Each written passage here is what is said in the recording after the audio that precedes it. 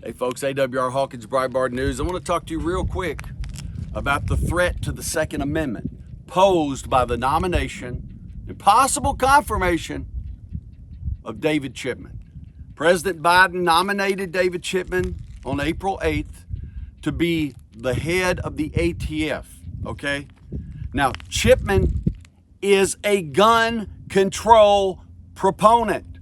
He is an affiliate of Gabby Giffords and her gun control group. The Associated Press reported he's been affiliated with them in a policy advisor status for years. And Biden puts him forth to lead the ATF at a time when Biden is pressing the DOJ and ATF to put forth regulatory gun control. You notice that Biden has pushed all the legislative gun control and he's gotten no traction.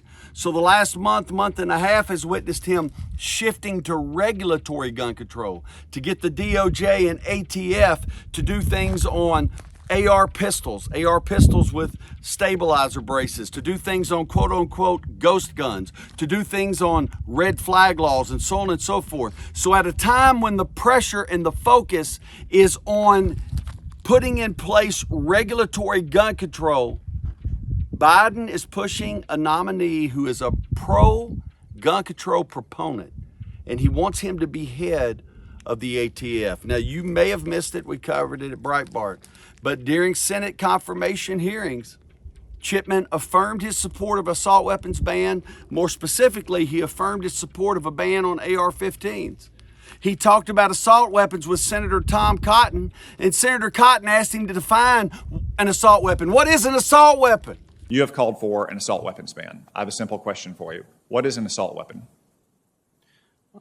Senator, an assault weapon would be, in the context of the question you asked, what Congress defines it as.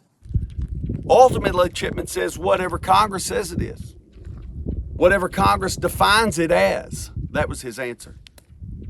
In speaking with Senator Cruz, Chipman said, as an advocate, in other words, he's referencing himself as a gun control advocate. He says, as an advocate, he supports placing AR-15s under the purview of the National Firearms Act. Now, what that means is, if you own an AR-15, you would have to be fingerprinted, photographed, you would have to register that AR-15 with the ATF, you would have to go through a background check, you would have to pay a $200 tax to the federal government. The process of doing all that takes 8 to 10 months.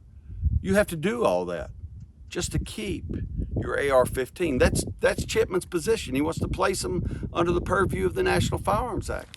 Folks, this is why at CPAC Dallas last week, Don Jr. said, if you're in a red state and you have a Democrat senator, you need to call him right now. He specifically named Senator Joe Manchin in West Virginia, Senator John Tester in Montana. He said, call Manchin, call Tester. Tell him there's no middle ground. You're either pro-Second Amendment or you're pro-David Chipman. You can't be both. You got to pick one or the other.